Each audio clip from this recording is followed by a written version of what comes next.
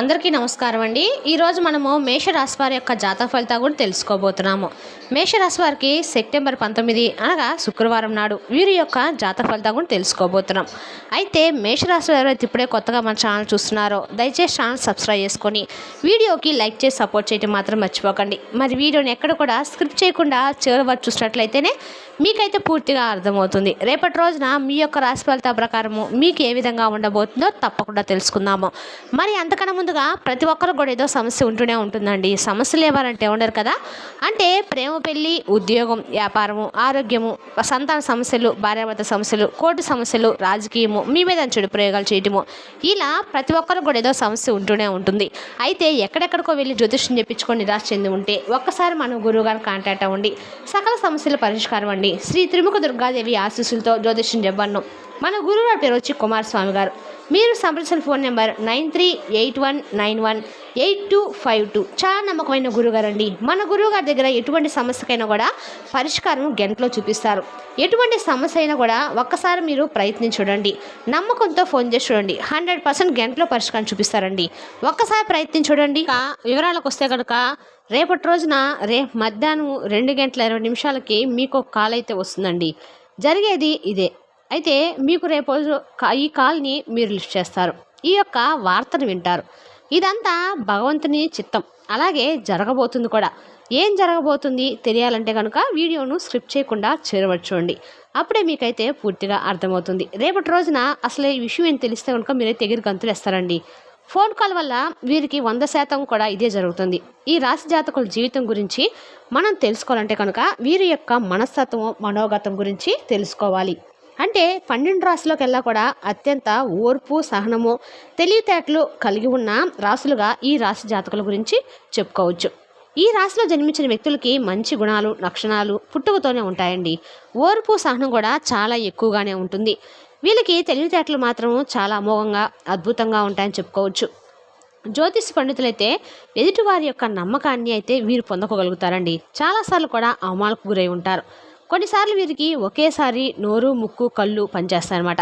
అంతటి తెలివితేటలతో ఉంటారు. ఒకేసారి ఎక్కువ పనులను ఒకే తాటి మీదకు తీసుకురాగలంత ఒకేసారి ఎక్కువ పనులను ఒకే తాటి మీద తీసుకొచ్చి చేయించగలిగిన సత్తా ఉంటుంది. కానీ క్షణికావేశం ఎక్కువగా ఉంటుంది. వీరికి కోపం కూడా అంతే అధికంగా ఉంటుంది. ఎంత ఓర్పు ఉంటుందో అంతకు రెండింతలు ఎక్కువగా కోపం ఉంటుంది. ఎందుకని సందేహం కలగవచ్చు.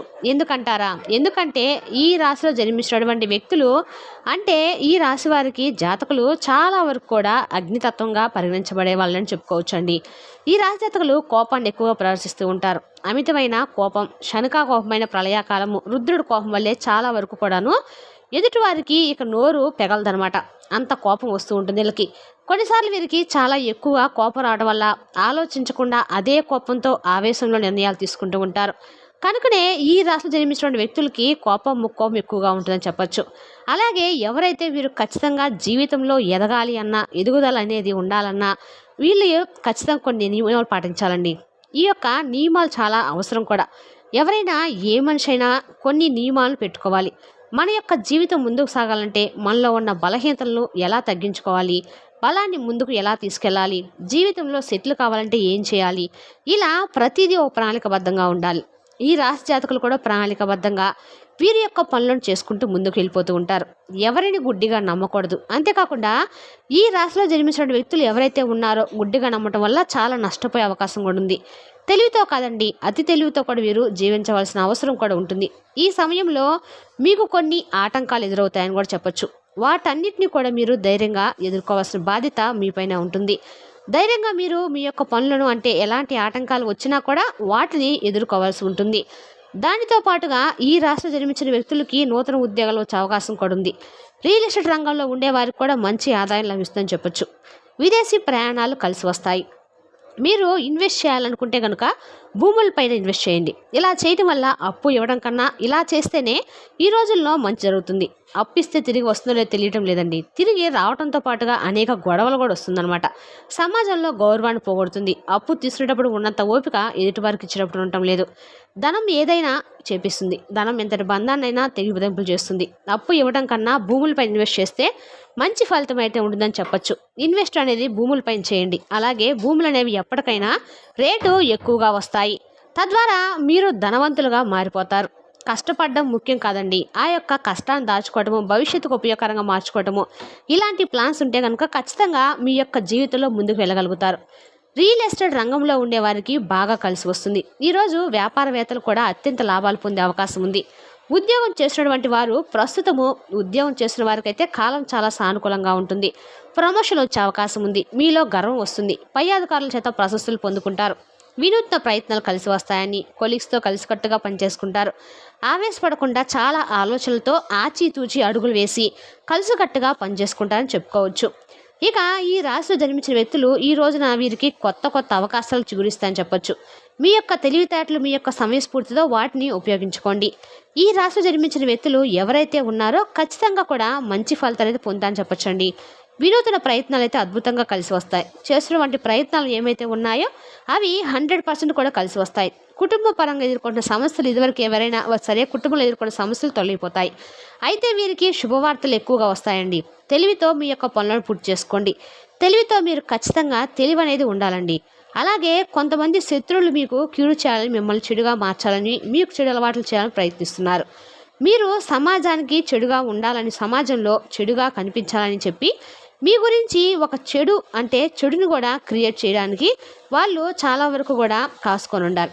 కనుక కొత్త స్నేహితులను అస్సలు నమ్మకూడదు. కొత్త స్నేహితులు, కొత్త పరిచయాలు కాస్త దూరంగా ఉండటమే ఉత్తమం అని చెప్పొచ్చు. ఈ రాశిలో జన్మించిన వ్యక్తులు ఎలా ఉంటారంటే, ఈ రాశిలో జన్మించిన వ్యక్తులకి ఏ అవకాశమైనా నూతన అవకాశమే, చిన్నది పెద్ద ఉండదండి. ప్రతి అవకాశం కూడా ఉపయోగించుకోవాల్సిందే, వినియోగించుకొని తమ సత్తా చూపించాల్సిందే. కొత్త స్నేహితులు మాత్రం ఈరోజు నమ్మకూడదు. వినూత్న ప్రయత్నాలు కలిసి వస్తాయి. ఏదైనా సరే కొత్తగా చేయాలి, తగ్గట్టుగా కష్టపడాలని అన్నట్లుగా మీరు ఏదైనా కొత్తగా ప్రయత్నిస్తే కనుక ముందుగా భగవంతుని అనుగ్రహాన్ని పొందడానికి ప్రయత్నించండి. మదిలో మీరు ఏమిటంటే ఇష్టదైవం ఆరాధన, లేదంటే ఓం శ్రీ లక్ష్మీదేవి నమః అనే మంత్రాన్ని తలుచుకోండి. మీ యొక్క కష్టం ఎంత కష్టమైనా కూడా ప్రతిఫలం రాకమాందండి. మీ యొక్క ప్రతి కోరిక తీర్చడానికి అమ్మవారు ఖచ్చితంగా మీ వెన్నంటే ఉంటారు, నడిపిస్తారు. కింద మీరు కానీ రేపటి రోజున లక్ష్మీదేవిని కానీ స్మరించినట్లయితే మీకు అన్ని రకాల కూడా లక్ష్మీదేవి యొక్క అనుగ్రహం అనేది ఉంటుందండి. మనసులో మీరు ఓం లక్ష్మీదేవి నమః అని తలుచుకోండి, చాలు, అంతా మంచి జరుగుతుంది. మీ మనసు ప్రశాంతంగా, ధైర్యంగా మారుతుంది. కొత్తగా ప్రయత్నాలు చేయండి ఈరోజే, అప్పుడు బాగా కలిసి వస్తుంది. అంతేకాకుండా వీరికి ఎలాంటి ఫోన్ కాల్ వస్తుంది, ముఖ్యంగా వీరికి రేపు మధ్యాహ్నం 2 గంటల తర్వాత ఎలాంటి ఫోన్ కాల్ వస్తుందో తెలుసుకుందాము. రేపటి రోజున వీరికి వచ్చే ఆ ఫోన్ కాల్ ద్వారా వీరి జీవితం అనేది పూర్తిగా విభిన్నం అవుతుందని చెప్పొచ్చండి. అంటే ఆ ఫోన్ కాల్ అసలు ఏంటి, ఏమొస్తుంది అనేది కూడా మీరు ఒక రకమైన ఆలోచనలో కూడా మునిగిపోతారు. అసలు వినగానే మీరైతే చాలా సంతోషపడతారు కూడా. ఫోన్ కాల్లో వార్తను వినగానే చాలా వరకు ఆనందంలో మునిగి తేలియాడతారని చెప్పొచ్చు. ముఖ్యంగా వివాహాది శుభకార్యాల్లో ఆలస్యం అవుతున్న ఈ రాశులు ఎవరైతే ఉన్నారో ఆ వ్యక్తులు ఖచ్చితంగా కూడా ఒక శుభవార్తను విని తీరుతారు.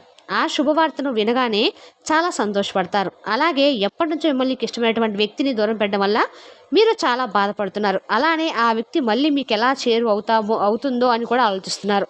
అప్పుడు అంటే ఇలా అనుకుంటున్న ఈ తరుణంలోనే ఈ రాశి వ్యక్తులకు ఖచ్చితంగా ఆమె లేదా అతను తనంతట తానే వీరికి కాల్ చేస్తారు. ఆ విషయంలో మాత్రము మీరు చాలా సంతోషిస్తారని చెప్పొచ్చండి. ఇక వీరికి మాత్రము అద్భుతమైనటువంటి గోచారం ఉంది.